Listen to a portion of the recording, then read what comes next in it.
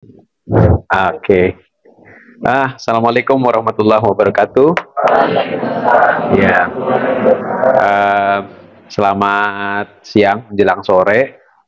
Terima kasih ya saya kepada Bu Sahara, Pak Tony. Ini kesempatan saya pertama ke IPB. Tapi sebetulnya saya bukan jauh-jauh. Tadi kalau dibilang Pak Tony jauh-jauh datang ke sini sebetulnya nggak jauh. Karena saya rumahnya di Cibubur yang masuknya Kabupaten Bogor. Jadi sama kan kalau nggak salah IPB Kabupaten Bogor ya. Nah jadi satu kabupaten sebetulnya.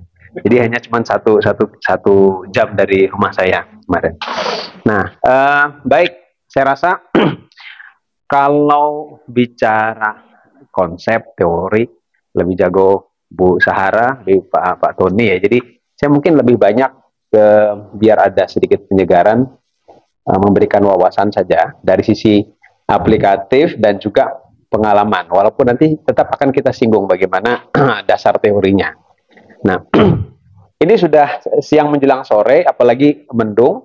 Jadi enaknya sih dimulai dari cerita, ya, biar saudara-saudara juga tidak ngantuk. Jadi saya ingin mulai dari dua cerita, ya. Cerita pertama, nah ini kaitannya tadi dengan yang dibacakan oleh Bu Sahara. Kebetulan saya, Bu Sahara, Pak Tony juga berasal dari uh, kampus di negara yang sama di Australia.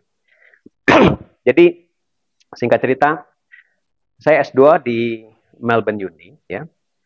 Pada saat itu, ketika saya di sana, ada satu kesempatan di mana saya kemudian berinteraksi, berkomunikasi dengan teman-teman sesama student master, ya.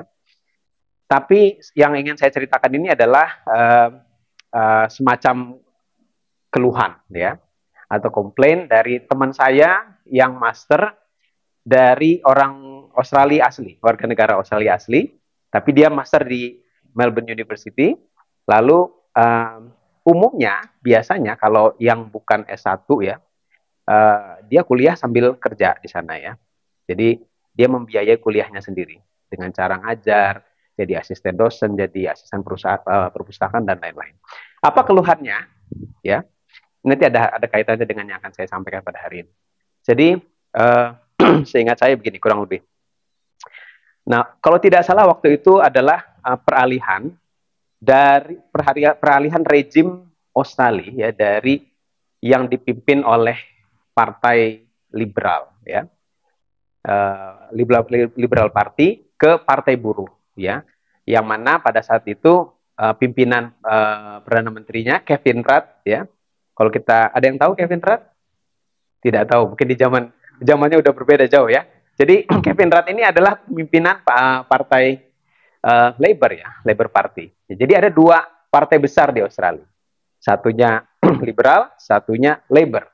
Nah, yang saya ceritakan Kevin Rudd itu adalah prime minister yang terkenal, turut dan juga menjadi ya semacam media darling bagi orang Indonesia karena dia lebih dekat sama orang Asia. Dia bisa berbahasa Mandarin, ya, dan dia dekat dengan uh, Indonesia, ya. Jadi ada kontras dengan pendahulunya yang dari Partai Liberal, ya. Pada saat itu yang agak keras terhadap Indonesia. Jadi isu-isu politik itu banyak ketegangan terjadi. Nah, jadi ketika pergantian kepemimpinan, Kevin Rudd ini semacam disambut dengan baik termasuk oleh pemerintah kita. Nah, tapi keluhannya daripada teman saya ini adalah dia mengeluhkan kebijakan dari Labour Party yang dipimpin oleh Kevin Rudd. Apa persisnya adalah masalah pajak, ya. Jadi perubahan kebijakannya adalah pada saat itu pergantian kepemimpinan ke Labour Party memutuskan untuk meningkatkan pajak bagi kalangan white collar ya, yang bekerja sebagai, ada yang tahu white collar apa bedanya sama blue collar? White collar itu adalah yang kerja menengah atas, yang bukan pekerja kasar ya. Nah, kalau yang blue collar itu yang pekerja kasar ya. Jadi yang di kantoran, termasuk diantaranya dosen dan tadi termasuk teman-teman saya yang tadi jadi asisten dosen itu. Jadi pajak dinaikkan ya. Nah, ini nanti ada kaitannya kenapa Labour Party menaikkan pajak untuk kalangan menengah atas ya. Nah, itu satu hal. Ya, jadi kenapa dia keluhkan begitu? Dibilang dalam bahasa Indonesia kurang lebih begini. Enak aja pemerintah naikkan pajak buat saya. Saya kerja luar biasa susah ya. Saya harus bayar bill ya saya harus membayar kuliah saya. Tapi kemudian pemerintah menaikkan pajaknya dengan gampangnya. Dan pajak itu dipakai untuk kemudian menambah dana anggaran untuk social protection yang diberikan kepada salah satunya adalah para pengangguran, para imigran. Di Australia banyak imigran ya. Ya jadi mostly kalau teman-teman saya dulu di mungkin juga Pak Tony, Bu Sahara juga banyak justru bukan orang Caucasian. Caucasian itu bule ya, bule yang putih. Nah, jadi justru banyak dari China, dari Vietnam, dari kalaupun yang bule juga Eropa Timur gitu ya. Nah, jadi ini banyak saya sebagai warga negara ditambah dipotong pendapatan saya dipotong lebih tinggi untuk membiayai orang-orang ini, dibilang gitu. Nah, jadi itu kurang lebih ya. Itu satu cerita, saya stop di situ ya. Sekarang saya masuk ke cerita yang kedua ya. Pada satu kesempatan ya, ada satu kesempatan. Waalaikumsalam warahmatullahi. Ada satu kesempatan di mana saya bertemu dengan Pak Kwi Kian Gi ya. Kwi Kian Gi tentu tahu ya. Ada yang tidak tahu Kwi Kian Gi siapa? Ya. Kwi Kian Gi itu adalah ekonom senior dan juga pernah jadi menteri, pernah jadi penasihat presiden dan lain-lain. Jadi kalau ada yang tidak tahu, coba googling. Ya, ini memang generasi milenial perlu dikenalkan. Jadi Pak Kwi Kian Gi adalah salah satu ekonom yang sangat senior, ya, dan yang dia terkenal dengan pemikirannya yang Bu Sahara perkenalkan tadi heterodoks diantaranya, ya. Jadi sebetulnya yang di luar mainstream, ya. Nah, Pak Kwik bercerita, ya, pengalaman dia ke Norwegia, ya. Ada tahu yang Norwegia di mana? Ini pertanyaan geografi sekarang. Ada yang tahu? Ada yang tahu Norwegia di mana? Di mana? Eropa mana, Mbak? Enggak tahu, ya. Enggak tahu ya. Jadi kalau yang tahu belajar geografi, Norwegia adalah di Eropa Utara yang disebut dengan kelompok negara-negara Skandinavia, ya. Jadi ada Norwegia, Finlandia, Swedia, Denmark, ya. Nah, jadi kurang lebih itu. Saya cerita Skandinavia karena ini satu kelompok negara ini mirip, ya, dari sisi sistemnya. Nah, jadi cerita Pak Kwi Kian Gi adalah, ya, saya tanya, ya, kepada salah seorang pekerja yang bekerja di Norwegia. Ada salah satu jenis pajak yang dimana dia harus dipotong pajaknya hampir 70%. Hampir 70% daripada pendapatannya, ya. Kalian tahu di Indonesia berapa pajak penghasilan? Kita dipajak kalau kita kerja itu berapa? Berapa persen? Ada yang tahu? Ada yang tahu? Saya mesti mungkin nanya sama yang peneliti KOR ini. Ya, ada yang tahu? Jadi kalau pajak penghasilan ya di Indonesia itu ada layer-layernya, ya. Yang penghasilan kecil sampai yang paling besar berbeda-beda persentasenya, bahkan ada yang tidak kena pajak. Itu yang disebut dengan, kalau Bu Sri Mulyani selalu bilang, PTKP, penghasilan tidak kena pajak. Itu adalah yang sangat rendah, ada thresholdnya dia kena. Tapi yang di atas itu kena pajak. Kenanya itu ada 5%, 10%, 15%, 25%, 30% paling tinggi. Jadi paling tinggi 30%. Ya. Di Norwegia berapa tadi? Hampir 70%. Ya. Hampir 70%. Bayangkan saja kalau kita, yang paling tinggi saya 30%, di sama hampir 70%, kira-kira respon daripada masyarakatnya gimana? Ada yang bisa tebak? Ada yang bisa tebak kira-kira orang yang diceritakan, yang bercerita ini, dia hampir 70% kena pajaknya. Hah? Apa? Tidak setuju. Ya. Ada pemikiran berbeda? Hah? Setuju? Setuju. Alasannya? Karena pengembali di Norwegia itu setahu saya pengembalian kepada masyarakatnya juga memadai. Ya, pengembalian dalam bentuk apa tuh? Mungkin dalam infrastruktur, pendidikan dan lain-lain. Oke, ya. Baik, terima kasih. Jawabannya memang betul, dia setuju, ya. Dengan alasan yang agak berbeda. Jadi ya, tapi alasannya mirip sebetulnya, karena kalau dibilang bahwa pengembalian dari pajak itu dikembalikan kepada rakyat, sebetulnya di Australia juga sama, ya. Di Australia juga sama. Tadi yang teman saya yang mengeluh-ngeluh tadi itu juga sebetulnya dia menerima banyak juga pajak yang dia dipotong dari dia, kemudian dikembalikan dalam bentuk public goods yang diterima oleh orang Australia. Ya, banyak sekali sebetulnya. Nah, tapi di Norwegia dia rela. Ya, jadi orang Norwegia ini cerita Pak Kwik rela. Kenapa? Gitu ya. Saya dipotong 70%, hampir 70%. Saya menikmati hanya 30%, tapi cukup untuk kehidupan saya. Ya, yang 70% yang dipotong oleh pemerintah itu dikembalikan kepada rakyat, ya, sehingga semua yang basic needs itu gratis dan murah. Kalaupun ada yang bayar itu sangat murah. Itu saya tidak masalah, dia bilang. Saya tidak masalah dipotong 70%, 30% bagi saya cukup, lebih dari cukup. Ya, yang 70% dibagi sama rata kepada rakyat Norwegia. Itu jawabannya. Nah, jadi itu kenapa ini diceritakan oleh Pak Kwik? Karena Pak Kwik sendiri amazed, ya. Karena banyak negara yang mengeluhkan ketika pajak itu dinaikkan, ya. Tapi di Norwegia masyarakatnya ternyata rata-rata menerima itu, ya. Jadi ini nanti ada kaitannya dengan public trust, ya. Public trust ini yang menjadi sangat penting karena sering nggak dengar di sosmed. Ada yang pernah dengar nggak di sosmed kalau di kita? Ngapain bayar pajak mahal-mahal? Toh ntar ada Gayus, ini jangan-jangan nggak tahu Gayus juga ya Bu ya. Dan ini ya Rubicon, ya kan Rafael ya. Nggak taunya ada Rafael Alun juga ya. Jadi nanti yang mengkorupsi. Pernah dengar nggak kayak gitu di sosmed? Nah, jadi ada kampanye apa? Stop bayar pajak, kalau nggak salah ya. Ada ya. Nah, kayak gitu kurang lebih. Nah, itu yang terjadi ya kebanyakan. Tapi di Norwegia ini kontras sekali kondisinya. Nah, jadi saya ingin ceritakan dua kondisi ini yang nanti saya akan saya hubungkan juga ke beberapa aplikasi. Sekali lagi saya bukan lebih banyak bercerita masalah aplikasinya daripada teorinya, tapi saya akan singgung juga sedikit. Mungkin di slide pertama, bisa ya. Ya, ini sebetulnya ini dengan gampang, saudara-saudara, kalau sekarang kan bisa dapatkan dari textbook, dari googling juga sudah tahu sebetulnya ya. Nah, jadi tapi tetap saya harus jelaskan secara umum saja. Ya, jadi biasanya yang menjadi konteks pertama ini ya, beberapa sistem ekonomi berdasarkan teori tentu saja banyak ya, tapi yang paling dominan ya dan paling kontras ya adalah antara yang sebelah kiri kapitalis dan sebelah kanan komunis dan sosialis ya. Ada yang tahu kapitalis yang sering baca textbook, sering baca wawasannya luas. Mas yang kacamata, tahu nggak kapitalis seperti apa sistemnya?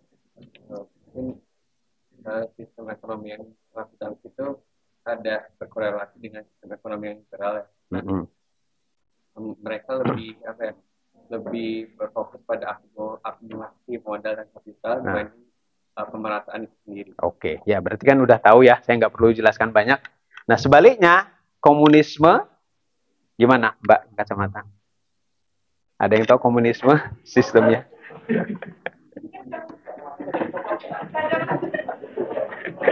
Yang kacamata banyak. Tahu kira-kira komunisme? Ada yang tahu nggak beda? Jadi ini sebetulnya kan kontrasnya aja dari yang tadi ya. Nah, apa komunisme? Ada yang tahu komunisme? Siapa pencetus komunisme? Ideologinya? Ada yang pernah baca? Mungkin teman-teman saudara-saudara yang suka baca pemikiran ya, masalah pemikiran. Karl Marx ya, bukunya adalah Das Kapital ya. Kapitalisme itu sebetulnya banyak ya yang mencetuskan itu, tapi salah satu yang terkenal tentu saja adalah Adam Smith ya, lewat bukunya Wealth of Nation. Nah, ini kurang lebih tadi ya, saya tidak perlu ceritakan terlalu banyak, nanti saya jelaskan sedikit saja. Nah, jadi ini yang kontras, ini kaitannya nanti tadi katanya dengan liberalisme. Ini adalah kaitannya dengan komunisme, tapi nanti ada sosialisme juga ya. Nah, makin ke sini, nah ini saya dua kutub nih, kiri dan kanan ya. Makin ke sini makin dia bersandar pada mekanisme pasar. Makanya saya tulis di sini market. Makin ke kanan makin dikontrol oleh negara atau government. Nah, itu secara teori ya. Dalam aplikasi nanti kita akan bermain di antaranya. Jadi ini dan sini, ya, di dalam sepanjang garis ini, ya. Karena pada kenyataannya, ya, tidak ada yang full menjalankan kapitalisme dan tidak ada yang full menjalankan komunisme. Yang terjadi adalah di antaranya, dan bahkan dalam satu negara dari waktu ke waktu beda-beda, ya.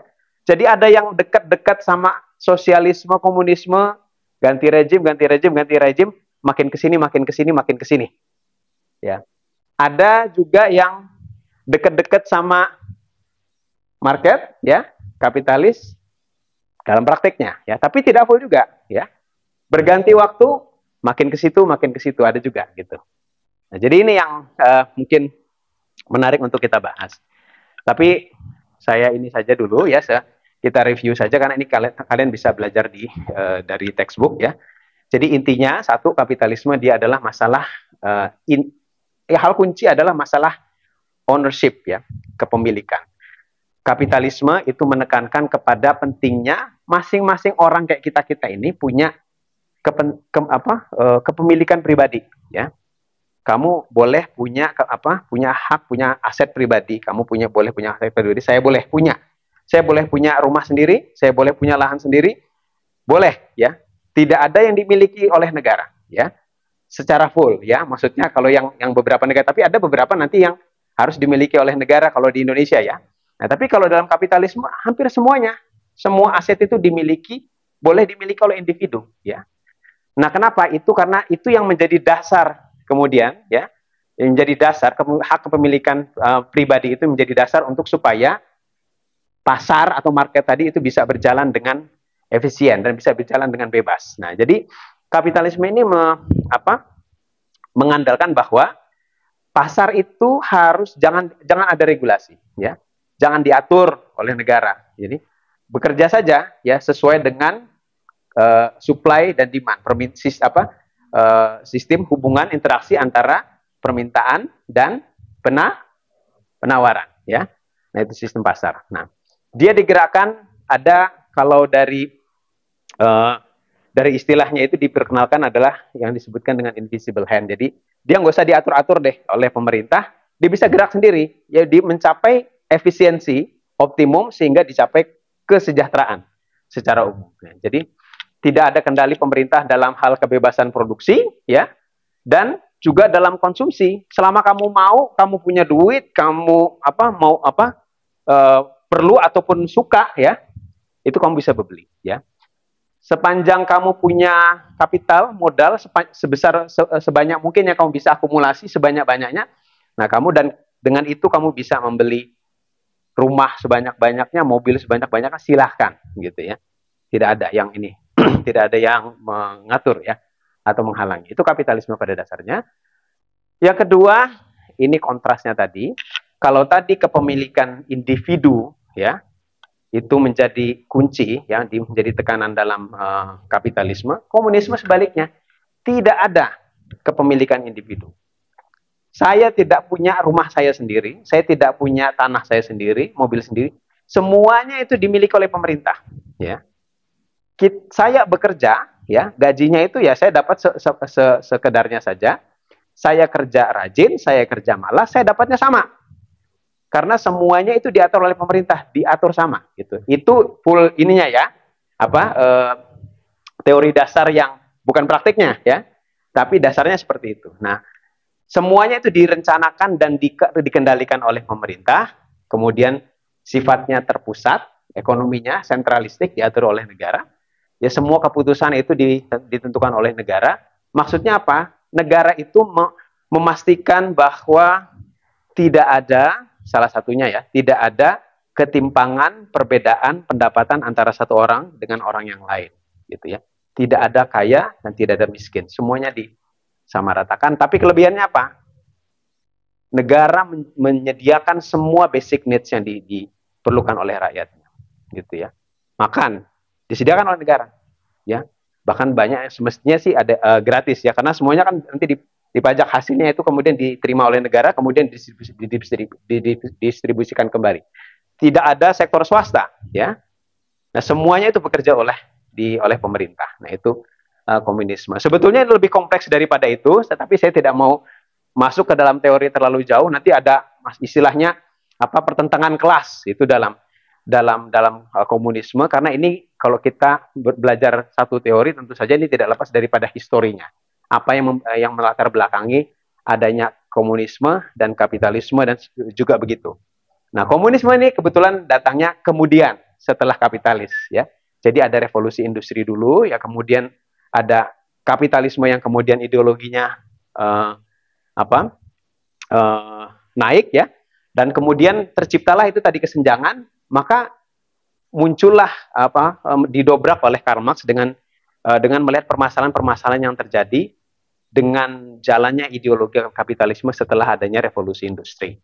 Ya, nah, tapi saya ingin langsung juga membandingkan antara komunisme tadi kan kalau lihat dari garisnya, sosialisme, komunisme, ya. Nah, tapi ada sosialisme juga. Apa yang membedakan? Nah, jadi ada sedikit perbedaan dan persamaan, ya. Ini sebetulnya agak-agak di sebelah kanan, ya. Ini lebih sosialisme maupun komunisme sama menekankan pada pentingnya peran daripada negara, ya. Nah, tapi kalau dalam perbedaannya adalah dalam komunisme dari sisi kepemilikan, semua sumber-sumber ekonomi tadi dimiliki oleh negara, dikontrol oleh negara, ya. Tidak ada kepemilikan individu. Di sosialisme itu masih boleh ada kepemilikan individu pada batas tertentu, ya. Tapi kapasitas produksi dan industri dimiliki secara komunal, dikelola oleh negara, dikelola oleh pemerintah. Pemerintahnya ini dipilih secara demokratis, ya. Nah, itu dalam sosialisme. Yang kedua, distribusi produksi, ya. Kalau dalam komunisme, produksi itu ditujukan untuk memenuhi seluruh kebutuhan dasar penduduk, ya, didistribusikan secara gratis. Dalam sosialisme ada porsi yang disediakan oleh negara, basic needs. Tapi selebihnya itu dia masih bisa mengandalkan pada mekanisme pasar. Jadi ada swastanya, ya. Jadi ada swastanya. Produksi ditujukan untuk memenuhi kebutuhan individu dan kelompok, didistribusikan sesuai dengan kontribusi dan kemampuan masing-masing, ya. Lalu yang ketiga, ini sebetulnya perbedaannya lebih banyak lagi, cuma saya lebih sederhana saja, perbedaan kelas, ya. Yang ketiga, masalah perbedaannya. Di komunisme tidak ada perbedaan kelas, ya. Masing-masing mendapatkan manfaat secara sama rata. Di sosialisme masih ada perbedaan kelas, masih ada yang kaya, yang miskin itu masih ada. Di Norwegia, ya saya cerita, salah satu yang negara yang menganut sosialis, Norwegia masih ada kaya dan miskin, ya. Cuma karena basic needs itu banyak disediakan oleh negara, kesenjangannya tipis, kecil, ya. Jadi antara yang kaya dan miskin itu tidak terlalu senjang, ya. Nanti kita di akhir nanti saya ceritakan semua data-datanya. Itu closing tapi, ya. Nah, baik, makanya saya tidak mau terlalu banyak di awal. Dan kemudian ada juga sistem ekonomi campuran yang dia mengkombinasikan antara peran negara dan peran swasta, ya. Ya, kita bisa dibilang bahwa Pancasila salah satu di antara Indonesia, ya, salah satu di antaranya. Jadi ada sektor-sektor yang diatur oleh pemerintah, terutama yang menguasai hajat hidup orang banyak. Yang tidak menguasai hajat hidup orang banyak bisa diberikan kepada swasta. Supaya apa? Tercapai efisiensi, ya. Efisiensi dibutuhkan juga. Nah, jangan lupa ini. Yang penting dalam sistem kapitalis itu adalah karena dia boleh punya kepemilikan pribadi, boleh kamu mengakumulasi kapital, kamu boleh dapat untung, maka itu menjadi insentif orang untuk bekerja. Nah, ini sistem insentif bekerja, ya. Jadi pernah dengar? Nah, ini bukan saya mendiskreditkan PNS, tapi kita sering dengar misalnya di PNS itu kalau kerja, misalkan kamu mau kerja rajin, kerja tidak rajin, malas, dapat gajinya sama, ya.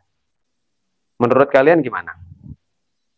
Yang semestinya, kalau kalian dalam posisi seperti itu, kalian harapnya seperti apa?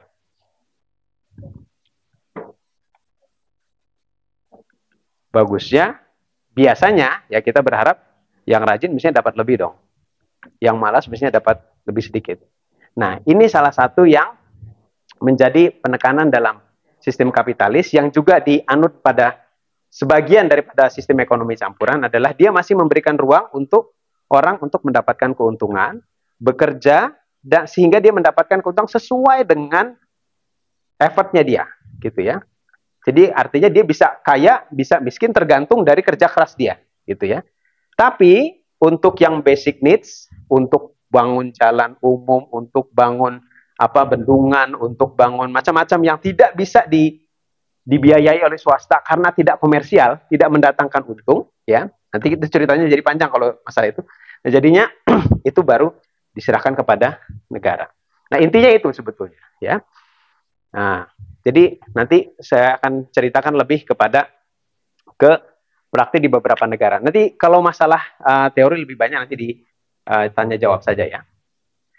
Nah, oke. Sekarang kita tadi dari sisi konsep dasar, konsep dasar ya.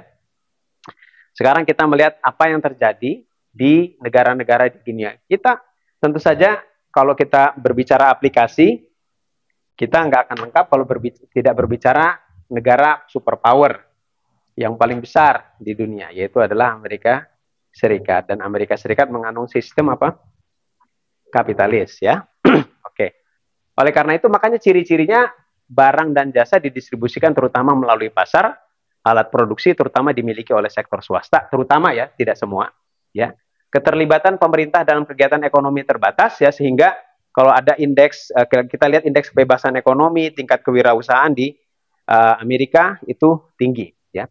Di Amerika sistem politiknya ada dua partai. Tadi saya di awal cerita Australia ada Liberal Party dan ada Labour Party, walaupun tidak cuma dua kalau di Australia, ada juga nanti Green Party dan lain, tapi itu kecil-kecil, ya. Tapi yang selalu istilahnya bersaing, ya, bersaing dalam pemilihan adalah dua besar itu. Nah, di Amerika ada dua, ya, Republik dan Demokrat. Ada yang mengamati dari berita atau yang suka mungkin politik luar negeri, apa bedanya Republik dan Demokrat? Perbedaan dasar saja. Ya, apa bedanya? Apa itu sayap kanan dan sayap kiri? Ya, itu sebagai informatif dan lebih suka sama paham-paham yang dasar. Kalau kita yang biasanya itu dia kebalikannya biasanya itu yang obsesif,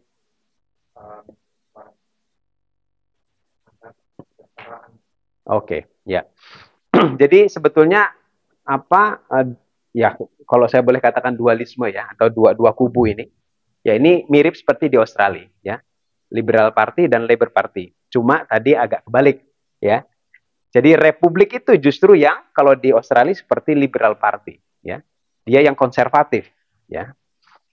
Yang Demokrat itu yang mirip-mirip sama Labour Party, yang dia mengutamakan pemerataan, ya.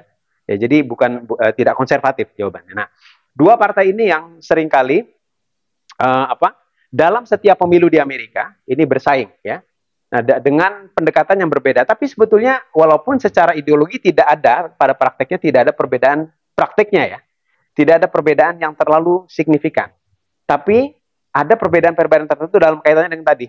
Kalau saya cerita tadi yang pertama, ada yang apakah misalkan harus orang kaya itu dipajakin lebih tinggi misalkan.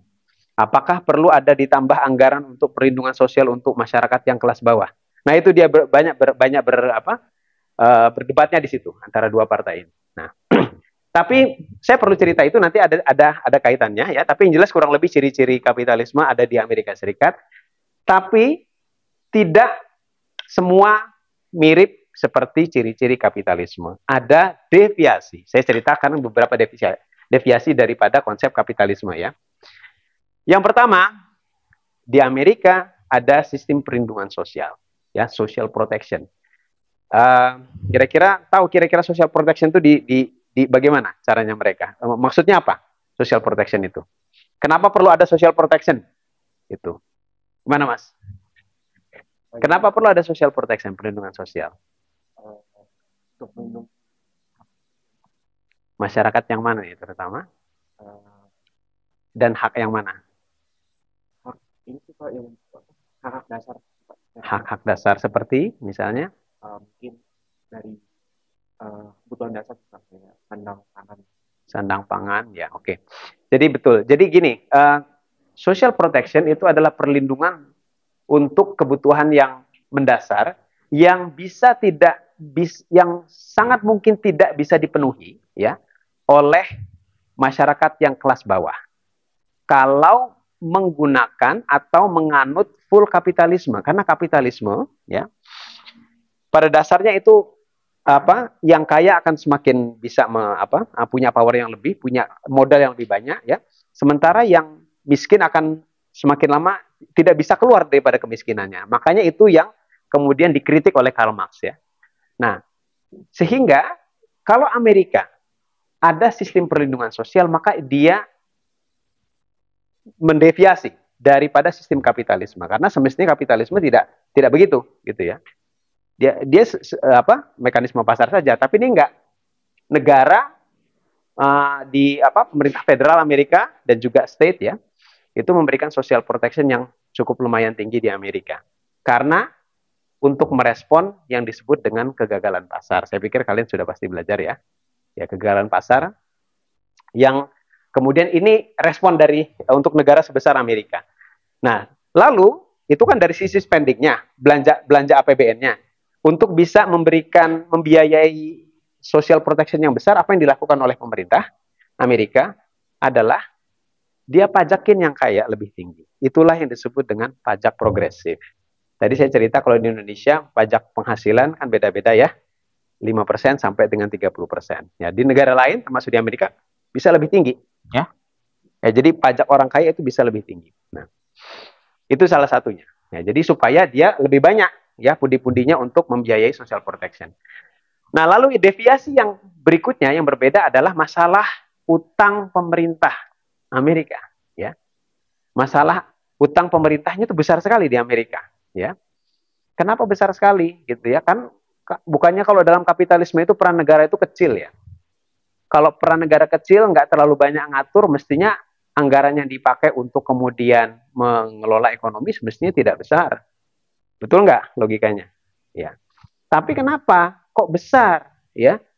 Kenapa kok besar belanjanya gitu? Nah, karena yang terjadi di Amerika, belanja pemerintah federal ya itu selalu sangat besar, selalu melebihi daripada penerimaan pajaknya, gitu ya. Padahal pajaknya tadi udah progresif ya, jadi udah majakin yang kaya lebih besar ya. Nah, sehingga dari tahun ke tahun, dari waktu ke waktu di Amerika itu utangnya makin tinggi, ya. Selalu bertambah terus, nggak pernah berkurang, ya, selalu bertambah terus. Nah, dalam beberapa kalau tidak salah beberapa literatur mengatakan dalam 80 tahun terakhir itu default utang atau batas utang pemerintah Amerika itu naik 100 kali. Ya. Jadi ceritanya kalau dia defisitnya, jadi defisit itu ada diatur, disepakati ya. Jadi nggak boleh defisit, tapi nggak boleh lebih daripada satu threshold tertentu. Dan itu biasanya ada kesepakatan antara pemerintah federal dengan DPR-nya, ya, dengan Kongres, dengan Senat. Nah, itu tidak boleh lewat. Nah, tapi begitu udah mau lewat, ya, tapi karena dia tadi selalu lebih tinggi belanjanya dibandingkan penerimaannya, pasti lewat, ya. Pada saat jatuh tempo pasti lewat. Kalau dia tidak ditambah, ya, maka belanjanya akan drop, ekonomi Amerika akan hancur, akan ada pengangguran di mana-mana. Ya. Sehingga ketika setiap kali defaultnya mau lewat, pasti kemudian ada kesepakatan untuk naikkan batas utangnya. Gitu terus terjadi. Termasuk kalau kalian ikutin berita dalam seminggu yang lalu, ya. Kalau dengar beritanya, jadi bagaimana ribut di Joe Biden karena default utang Amerika yang hampir lewat. Dan sekarang default utang Amerika itu batasnya sudah 31,4 triliun US dollar, itu setara 1,5 kali perekonomian Amerika. 1,5 kali, 150% dari PDB-nya. Itu besar. Indonesia berapa kali utangnya dari PDB? Ada yang tahu? Berapa? 60% batasnya yang yang dibilang aman ya dari kesepakatan para sebagian ekonom. 40% yang kita realitasnya sekarang. Ya, jadi Indonesia 40%, Amerika 150%. Ya.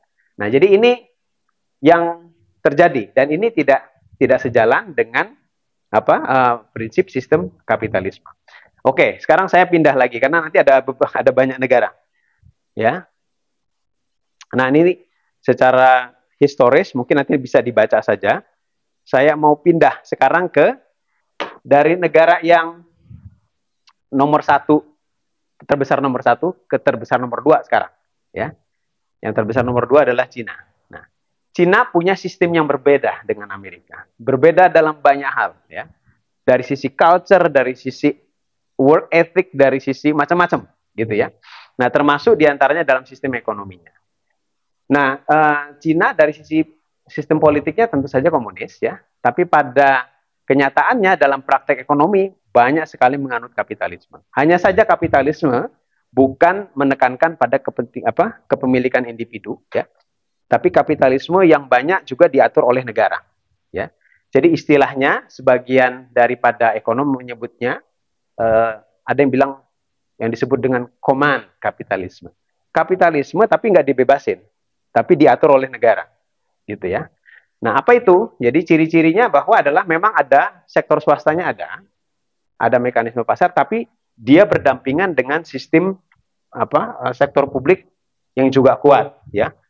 Pemerintah itu terlibat dalam perencanaan ekonomi, mempengaruhi pasar, mengendalikan banyak hal termasuk industri-industri strategis dan termasuk yang disebut dengan BUMN di Cina itu perannya sangat besar. BUMN tahu ya? Jadi perusahaan milik negara, ya. Kalau di Indonesia contohnya Pertamina dan sebagainya itu ya, itu BUMN. Nah, ini di Cina peranannya besar sekali. Dalam sistem kapitalisme tidak boleh seperti itu. Yang dasarnya, ya. Nah, tapi di Cina itu yang dilakukan, ya. Baik. Sekarang kita lihat. Oke. Nah, ini perkembangan historis sebetulnya Cina tidak ujuk-ujuk lantas dia menganut kapitalisme. Ya, pada awalnya sih juga tidak, ya. Pada awalnya masih tertutup, ya, tapi kemudian dalam prosesnya berevolusi, ya. Tadi kalau ingat yang ini. Nah, dia awalnya dari ke sebelah kanan, ini mana dia? Nah, yang agak ke sebelah sini, makin lama makin ke sini, gitu ya. Jadi sejalan dengan reformasi yang terjadi ya di negara tersebut, ya, reformasi politik. Nah, sehingga makin ke sini China setelah dia membuka diri, ya, apalagi dia membuka ke perdagangan internasional, dia menjadi negara yang sangat-sangat kompetitif, ya, karena dia di satu sisi peran negaranya besar, negara banyak mengatur bahwa ini boleh, ini tidak boleh, tapi di sisi yang lain dia membebaskan perusahaan-perusahaan swasta dan individu untuk bersaing, ya. Bahkan antara provinsi di Cina itu juga bersaing satu sama lain untuk mendapatkan investasi, itu, dan persaingannya sangat ketat, ya. Karena persaingannya ketat, makanya di Cina itu margin keuntungan itu tipis sekali, ya. Kalau kita bersaing dalam bisnisnya mereka, gitu ya. Makanya tidak heran kalau kemudian barang-barang Cina yang masuk ke kita itu sangat murah juga, ya. Satu karena persaingan yang ketat, yang kedua karena subsidi yang besar daripada pemerintah, ya. Jadi ada dua sisi itu yang membedakan Cina dengan Amerika. Oke, sekarang ini udah hampir jam 3. Kita masuk ke negara yang ketiga, ya. Tadi kita berbicara Skandinavia, ya. Cerita saya Norwegia. Nah, sekarang kita masuk ke sosialisme, ya. Tapi sosialisme yang diterapkan di Norwegia sekali lagi tidak full, ya. Tidak murni karena dia juga menganut mekanisme pasar. Ya. Jadi, kegiatan ekonomi secara umum yang dijalankan di Norwegia itu melalui mekanisme pasar. Tapi pemerintah juga punya peran besar dalam perekonomian. Nah, peran pemerintahnya itu dominan. Ya, tadi saya ceritakan dia mempajak itu sampai hampir 70%, tapi dikembalikan lagi dalam bentuk pelayanan yang sangat bagus kepada masyarakat dan merata, gitu ya. Dan ini yang terjadi di Norwegia. Nah, tapi ini dalam sejarahnya sebetulnya dulunya, karena Norwegia ini kan Eropa banyak dulunya, ya, kan kerajaan-kerajaan, ya, jadi monarki, ya. Jadi revolusi industri, ya, ini kemudian karena ketika terjadi revolusi industri di Inggris, ya. Nah, ini banyak Norwegia yang dia monarki, ya, dia bergantung sekali pada komoditas sumber daya alam, ya.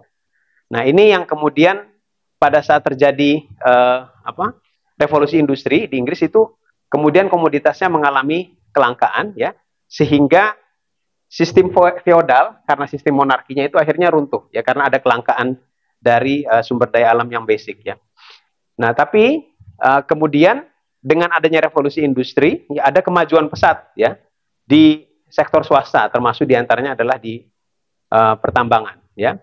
Dan pada saat yang sama juga ada reformasi sosial, yaitu diterapkannya pajak penghasilan yang progresif tadi ya. Tapi kemudian ada banyak pajak yang diterapkan, termasuk diantaranya PPN dan lain-lain. Tapi masyarakat kemudian dari pajak itu di program-program distribusi dalam hal pelayanan kesehatan sampai pada pensiun, tunjangan, disabilitas dan lain-lain itu disediakan oleh negara. Nah, jadi itu yang terjadi di Norwegia sampai dengan sekarang, ya. Nah, kemudian, sekarang tadi Norwegia, kalau Jerman saya rasa Pak Tony akan mestinya lebih fasih itu menjelaskan ya sebetulnya.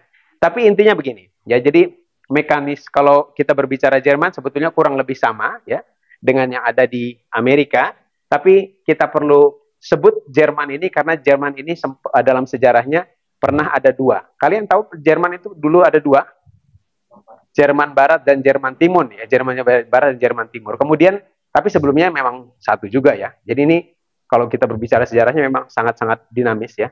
Nah, setelah penyatuan Jerman Timur itu yang komunis ya, Jerman Barat yang kemudian yang kapitalis, ya, ekonominya menyatu, kemudian menjadi lebih pro kepada pasar ya, mekanisme pasar. Tapi ciri yang penting daripada Jerman dibandingkan dengan seperti misalkan Norwegia atau Amerika adalah dia sukses dalam membangun industrinya. Jadi Jerman ini adalah negara industri yang kuat sekali ya di Eropa dan juga di dunia, termasuk diantaranya otomotif. Dan Jerman itu adalah, ada yang tahu Jerman itu adalah ekonomi yang paling besar di Eropa ya. Jadi ngomong-ngomong Bu Sarah, kalau kita ngomong sering diskusi sama EU European Commission segala macam, kalau udah berbicara masalah pendanaan biasanya langsung itu ada Jerman. Jadi selalu mengandalkan pendanaan di Uni Eropa ya dari Jerman ya, karena dia lebih paling sejahtera. Dan keberhasilan Jerman memang banyak hal sebetulnya kalau kita bisa ceritakan, nanti Pak Tony bisa lebih detail. Tapi salah satunya adalah kesuksesan dia menjadi negara industri ya. Salah satunya adalah di industri otomotif. Nah, ini yang terjadi, nanti mungkin bisa dibaca saja.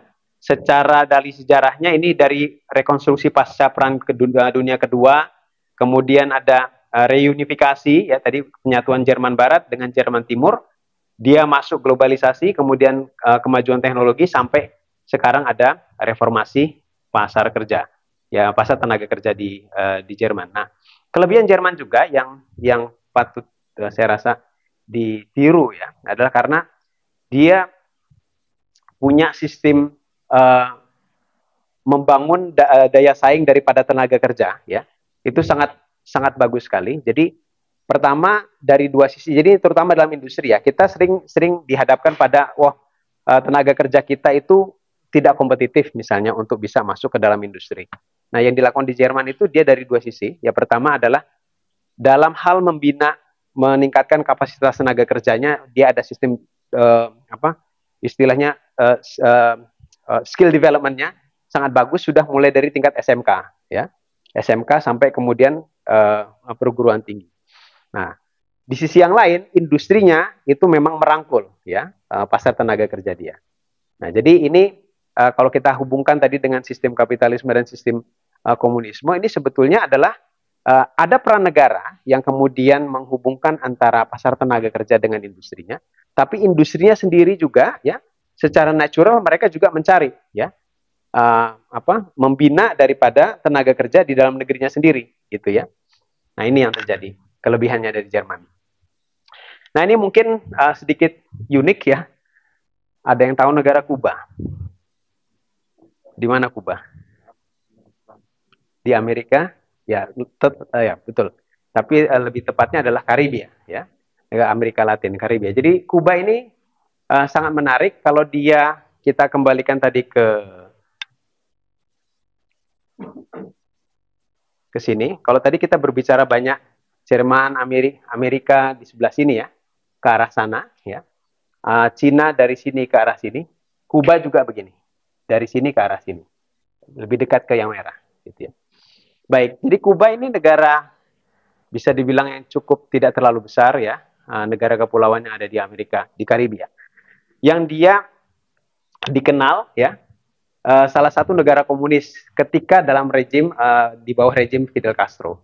Ya, jadi negara tetangga Amerika ini sebetulnya nyebrang Laut Karibia, tapi Amerika sangat liberal, Kuba komunis. Nah, gitu ya. Nah, kenapa Kuba ini menarik? Ya karena dia juga menerapkan komunisme, tapi pada saat yang sama, ya kesejahteraan sosialnya bagus. Ya, Kuba itu sering sekali menjadi percontohan dalam hal pelayanan kesehatan, dan Kuba seringkali mengekspor tenaga kesehatannya itu ke luar negeri. Ya, dan itu bukan dengan sistem pasar, ya, tapi negaranya. Ya, jadi negaranya yang membina, melatih ya tenaga kerja di sektor publik, dan salah satunya kesehatan itu kan sektor publik ya, pelayanan kesehatan. Nah ini yang dilakukan ya. Jadi kontrol negara di sana tetap lebih kuat pada dasarnya ya. Ada peran swasta tapi kecil ya. Penerapan mekanisme pasar itu ada tapi terbatas. Investasi asing ada tapi terbatas ya. Banyak regulasinya itu.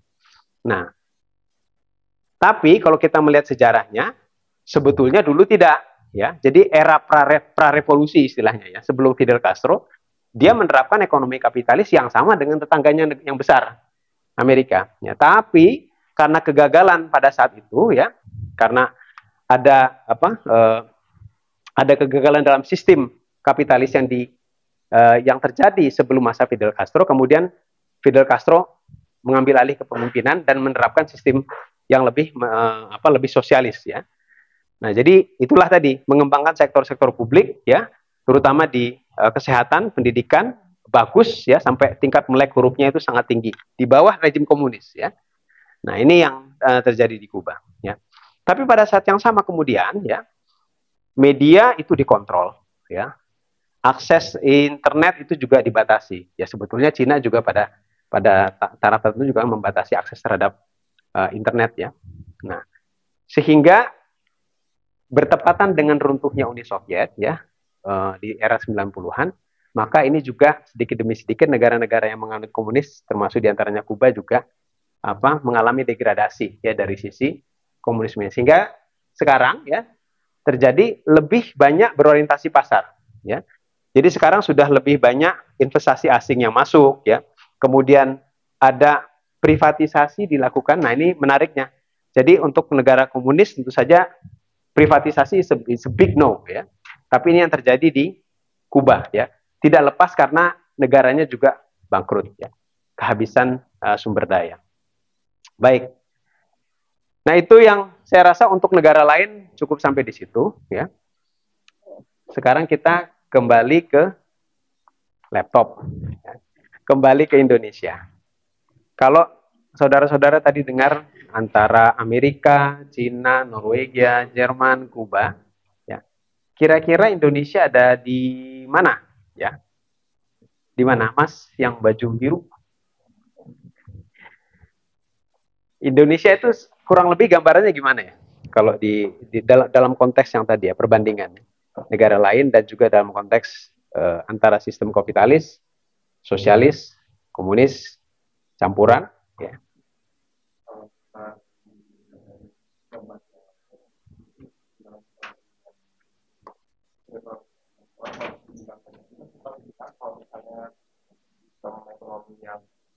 Mungkin lagi ke segi yang menuju kepada komunis itu bisa menolak adanya privatisasi.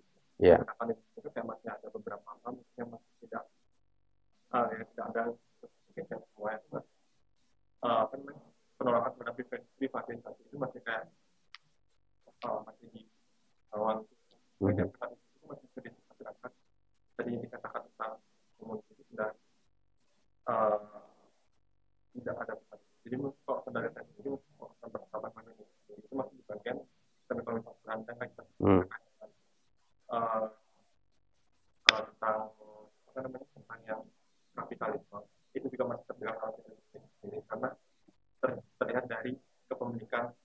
modal itu masih dipegang sama beberapa masyarakat, bukan seluruhnya dipegang oleh pemerintah. Oke, ya. Jadi campuran ya. Nah sekarang basicnya dulu. Kepemilikan pribadi boleh nggak di Indonesia? Boleh, ya. Pemerintah ada nggak yang tidak boleh dimiliki oleh yang diatur oleh negara? Ya. Apa? Contohnya apa? Apa? Contoh? Apa? Listrik. Contohnya ada apa lagi yang lain? Apa? Air, terus apa lagi?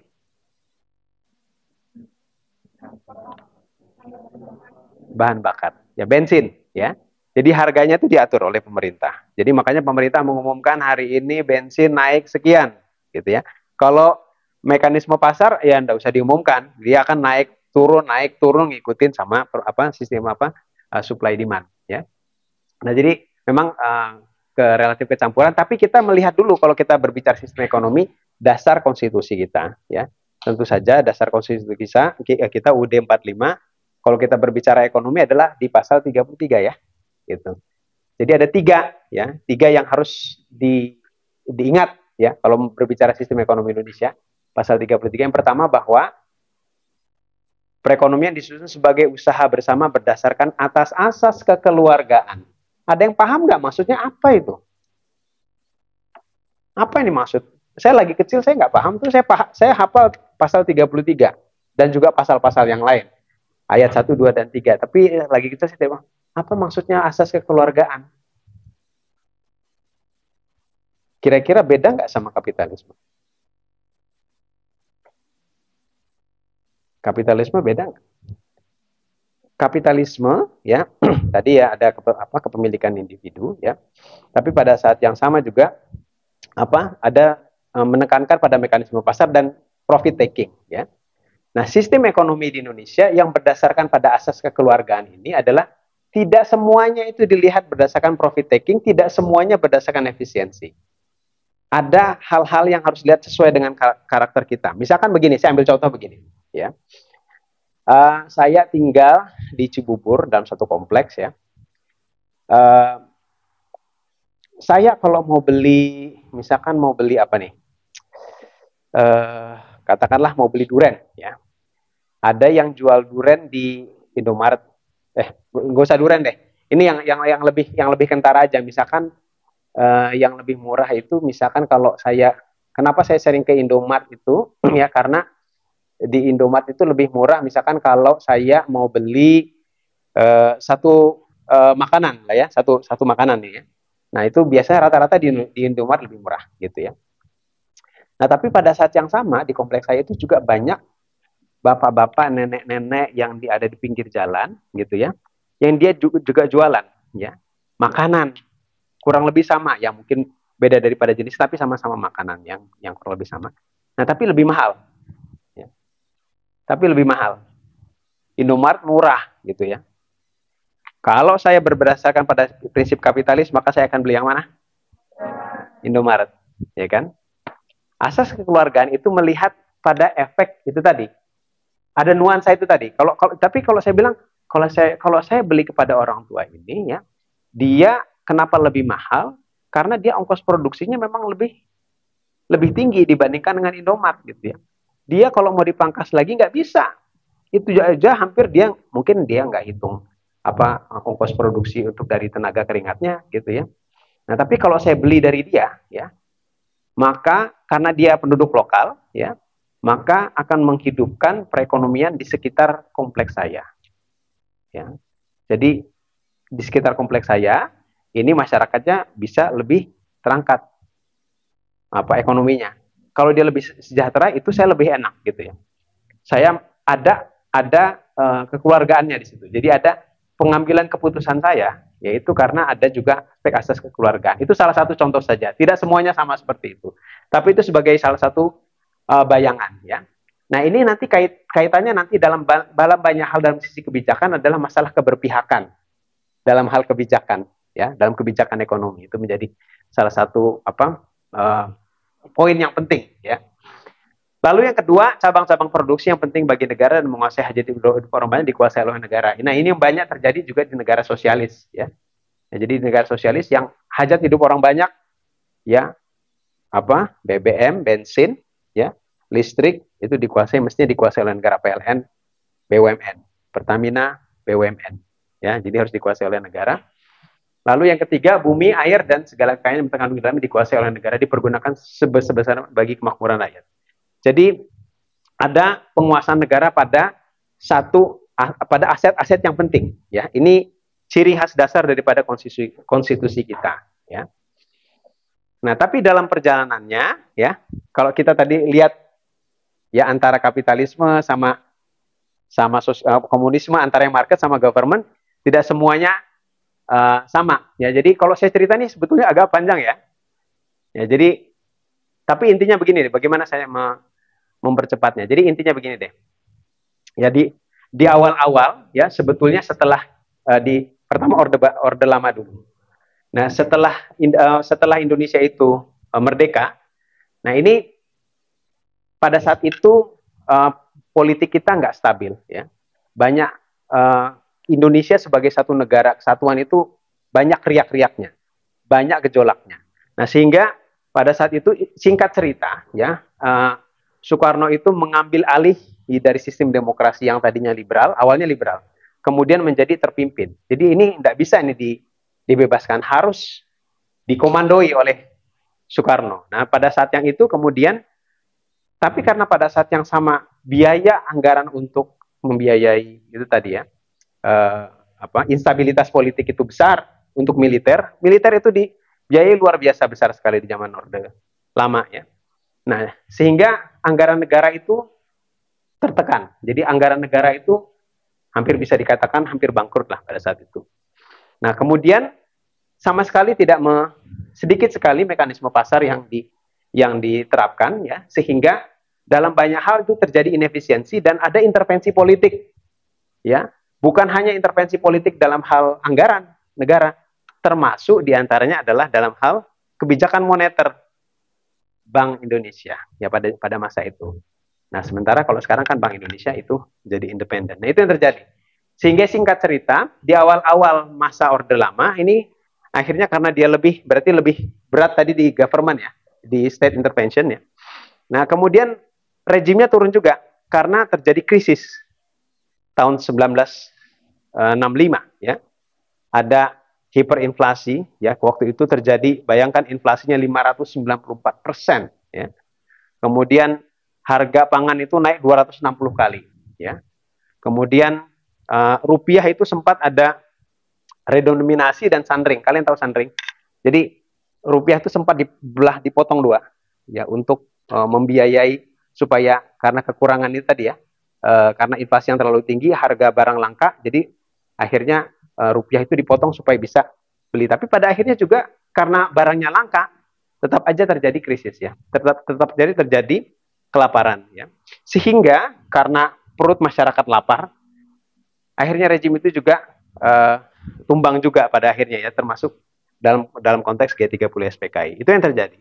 Nah, kontras dengan Orde Lama. Kemudian Soeharto di zaman Orde Baru kemudian mendorong adanya banyak hal yang lebih mengarah ke market, ya. Nah, jadi ada 3 trilogi pembangunan pada saat itu. Jadi karena politik tidak stabil, jadi pertama politik harus stabil dulu. Yang kedua, kalau sudah stabil, maka mau didorong pertumbuhan ekonomi. Nah, tapi pertumbuhan ekonomi saja tidak cukup, harus ada pemerataan ekonomi. Jadi itu yang 3 ditekankan oleh Orde Baru. Nah, jadi mulailah pada zaman ini boleh FDI. FDI itu adalah investasi asing masuk, kemudian liberalisasi mulai dilakukan, ya. Mulai kita ada juga ekspor, kemudian inflasi itu dikontrol, ya. Jadi harga pangan dan sebagainya itu banyak sekali program-program Orde Baru itu yang mendorong produksi di sektor pertanian supaya harga pangan itu terjangkau sampai kepada infrastruktur. Nah, dan juga industrialisasi. Indonesia pada saat itu disebut salah satu New Asian Tiger. Ya, Asian Tiger itu di Asia ada 3, ada 4 kurang lebih, ya. Jadi setelah Jepang ada Korea, Taiwan, Singapura, Hong Kong. New Asian Tiger itu adalah yang mengikuti Asian Tiger. Itu adalah Indonesia, Malaysia, Thailand, Filipina pada saat itu. Nah, ini adalah ciri khas yang terjadi pada masa Orde Baru. Tapi singkat cerita, terjadi krisis moneter tahun 98. Ada yang tahu mungkin? Ya, walaupun ini di era sebelum kalian, jadi ada satu peristiwa besar yang terjadi pada tahun 98 di mana kita mengalami krisis yang paling parah. Paling parah karena kita sampai ekonomi kita tuh kontraksi minus 13%, ya. Itu pengalaman terburuk dalam sejarah kita. Nah, sehingga kita harus ditolong oleh IMF, ya. Singkat cerita, ya. Ini ditolong oleh IMF, kemudian ada program-program restrukturisasi sektor finansial, liberalisasi perdagangan, ya. Jadi hambatan tarif itu dikurangi. Kemudian pajak itu dinaikkan, ya. Tapi di sisi yang lain belanja itu di-cut, ya, karena tadi defisitnya pemerintah sudah terlalu tinggi. Lalu kemudian interest rates, ya, suku bunga itu dinaikkan. Lalu dilakukan privatisasi di banyak BUMN, ya. Dan juga ini pertama kalinya sejak karena merespon krisis moneter tahun 98, Bank Indonesia itu ada undang-undang baru, dia harus lepas dari intervensi pemerintah. Jadi harus independen. Yaitu di era ini, ya. Lalu kemudian IMF juga menyarankan ada desentralisasi dan demokratisasi. Ini terjadi lebih dari 20 tahun yang lalu. Nah, baru singkat cerita kita masuk ke era reformasi. Ini sebetulnya juga panjang ceritanya, tapi singkat cerita ini yang membedakan adalah sejak sudah tidak lagi di era Orde Baru, ya, political system kita itu semakin demokratisasi itu semakin didorong, ya. Kemudian peran daripada central government itu berkurang, di pemerintah daerah itu ditambah, ya. Yang pada dasarnya sebetulnya di era reformasi ini peran daripada negara makin sedikit, ya. Jadi peran daripada state dalam mengontrol perekonomian itu makin sedikit, ya. Itu intinya. Nanti kalau ada pertanyaan lebih kita di sesi tanya jawab saja karena itu panjang sekali. Oke. Nah, sekarang ini banyak kita sampai jam berapa nih? Sampai jam 4 ya? Jam 4. Berarti saya dua closing. Ini dua closing, ini closing pertama, ya. Kita udah ngomong tadi, ya kan? Perbandingan antar negara termasuk juga dengan Indonesia. Sekarang statistik, kita berbicara statistik, hasilnya gimana? Hasilnya dari performa ekonominya gimana? Kita mulai dari yang pertama. Kalian tahu JNI per kapita?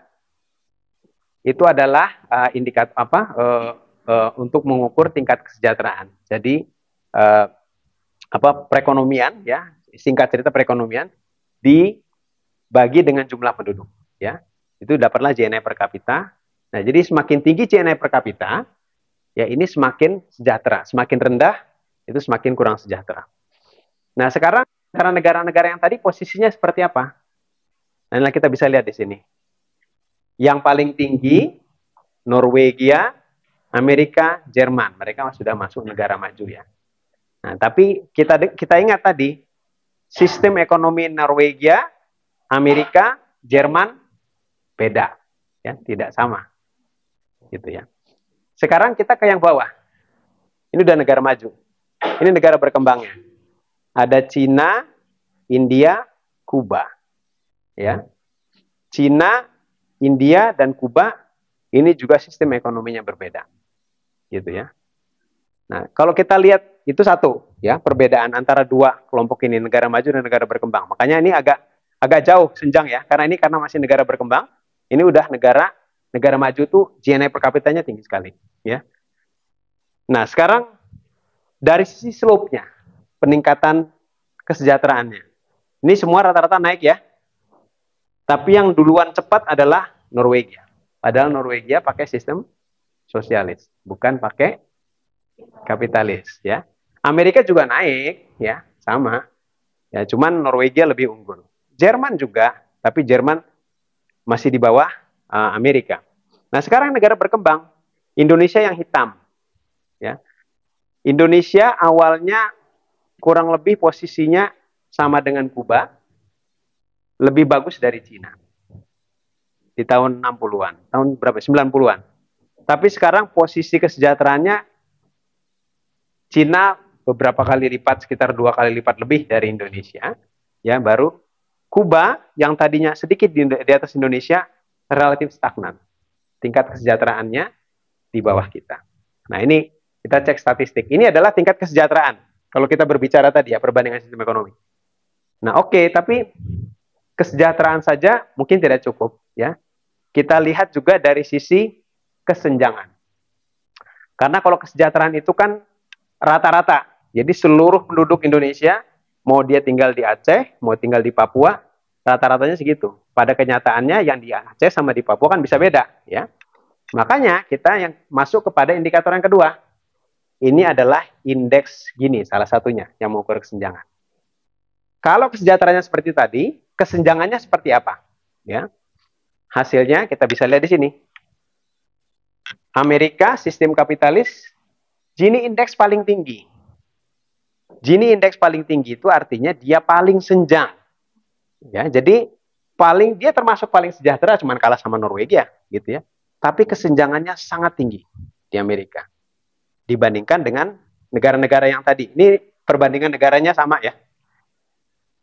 Setelah Amerika yang juga tinggi adalah Cina. Ya. Cina tadinya malah lebih tinggi lagi awalnya. Nah, cuman agak mendingan, makin lama makin agak turun ya. Sekarang sudah di bawah Amerika. Tadinya di atas Amerika. Ya. Indonesia di mana? Indonesia di bawahnya Cina ini sekarang. Ya. Tapi dalam kelompok, kalau kita lihat dibandingkan dua yang bawah, ini termasuk yang Gini indeksnya yang relatif sebetulnya tidak tinggi juga ya. Tapi sebetulnya medium. Ya. Sebetulnya kalau dalam klasifikasi indeks Gini di sekitar 40 itu medium. Ya, tapi kita bisa bandingkan di sini. Kita dari sisi kesejahteraannya rendah, tapi kesenjangannya juga tidak rendah, cukup tinggi, walaupun kalah dibandingkan Amerika. Nah, sekarang kita bandingkan dengan dua yang lain, Jerman dan Norwegia. Kesejahteraannya bagus, ya, kaya artinya ya, tapi kesenjangannya tidak lebar. Dia udah kaya rata-ratanya, tapi kesenjangan antara orang kaya sama orang miskinnya di Jerman, sama juga kaya dengan miskinnya di Norwegia, sempit. Ya. Jadi relatif lebih merata. Ya. Sistem di Norwegia kapitalis, Jerman sebetulnya liberal kapitalis, tapi sudah menganut banyak sekali ya prinsip-prinsip sosialis. Nah ini kalau kita lihat antara sejahtera atau tidak, sama senjang atau tidak. Sekarang kita ambil satu lagi. Ini mungkin belum menggambarkan semua kalau cuma dua. Sekarang tinggal yang ketiga. Ini yang disebut dengan Human Development Index. Kenapa ini diambil? Karena ini bukan, kalau kita berbicara ini dan ini, kita berbicara hanya dari sisi ekonomi ya. Jadi indikator-indikator ekonomi. Sementara untuk melihat kualitas hidup, kita juga melihat dimensi yang lain. Ya, seperti pendidikan, kesehatan, akses air bersih dan lain-lain ya. Ini adanya di Human Development Index ya. Kalau di Indonesia indeks pembangunan manusia ya. Nah, sekarang bagaimana posisinya? Makin tinggi makin bagus ya. Kalau HDI makin tinggi makin bagus. Siapa yang paling pertama? Norwegia, Jerman, Amerika. Jadi mirip sama ini ya. Ya.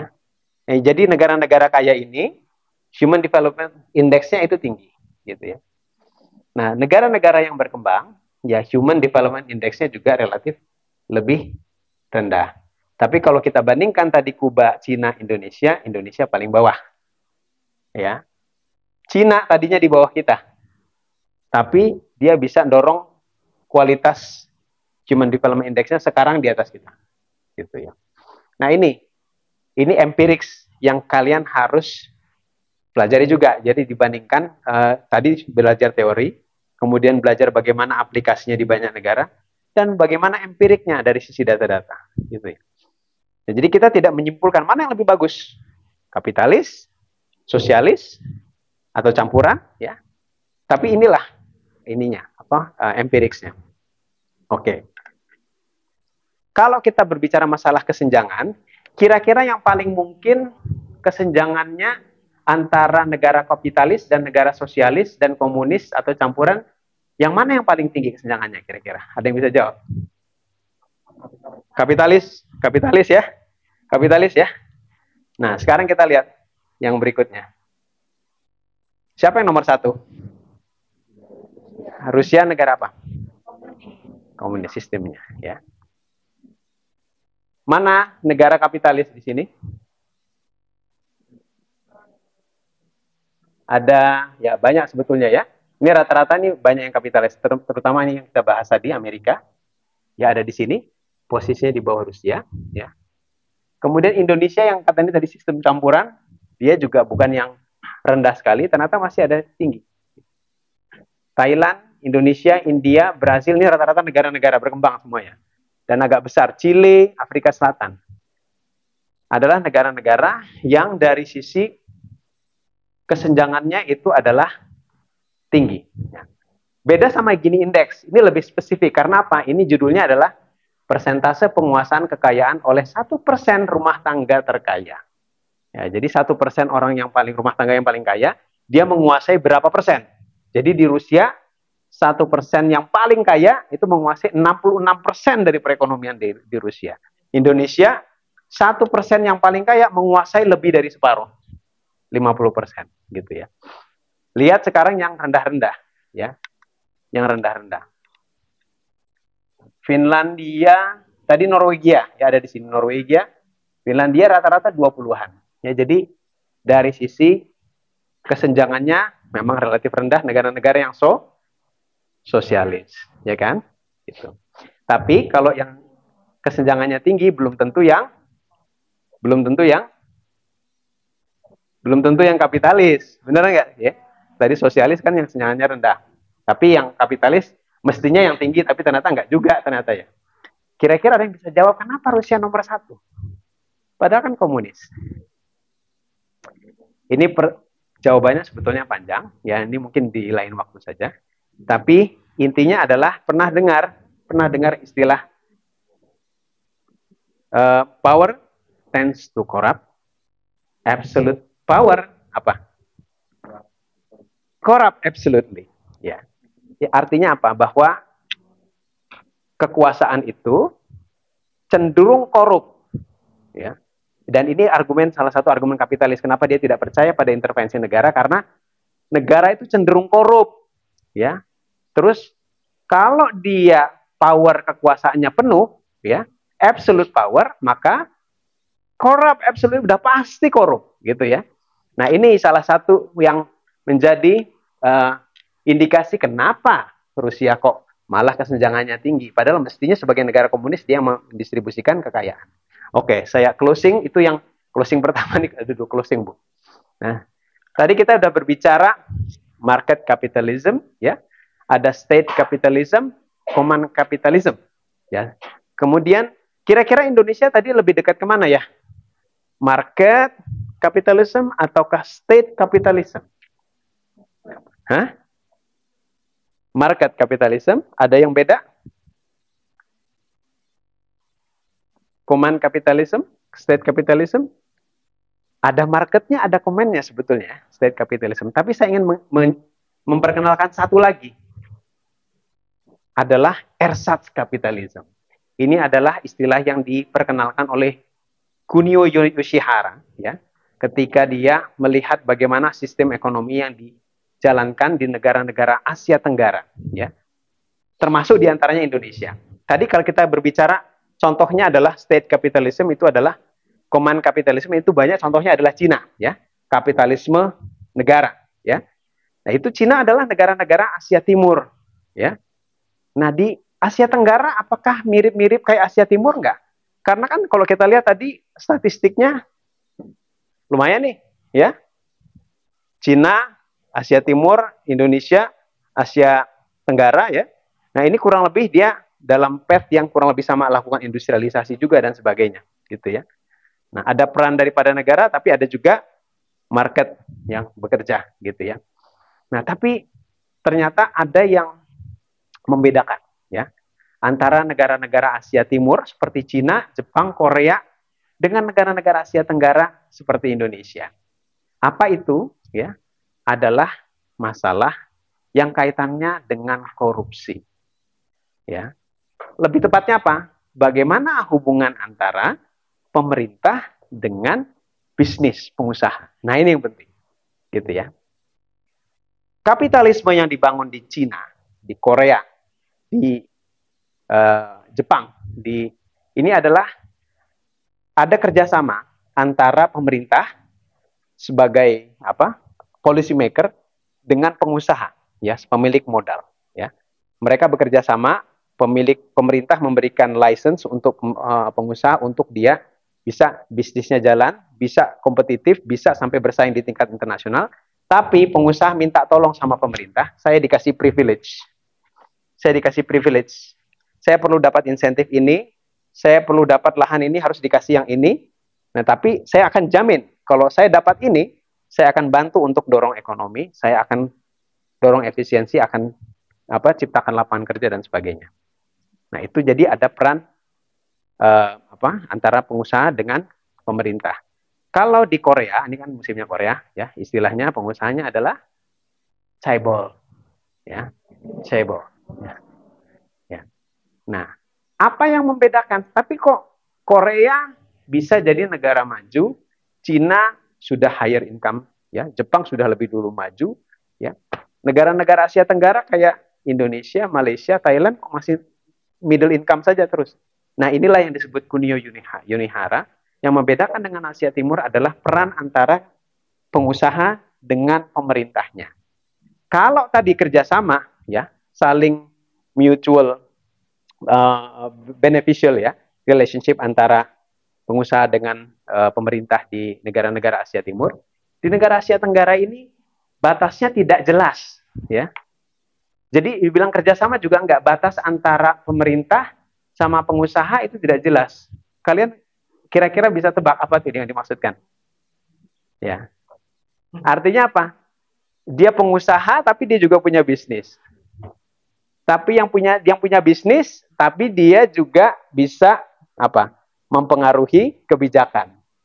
Tangan kanannya dia buat regulasi, tangan kanannya dia punya bisnis, menjalankan bisnis, ya, profit taking, tangan kirinya bikin regulasi. Ya. Nah, itu ciri khas dari sistem ekonomi di banyak negara Asia Tenggara yang kemudian membedakan kenapa path-nya tidak semiracle seperti negara-negara Asia Timur yang Asian Tiger tadi, ya.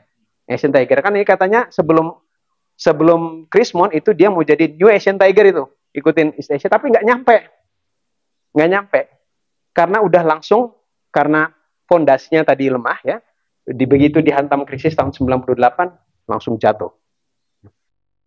Indonesia harus ngulang berapa puluh tahun itu untuk bisa kembali ke posisi 98. Nah, itu sebagai closing, ya, sehingga kita bisa melihat di sini path-nya sebagai grafik terakhir, ya.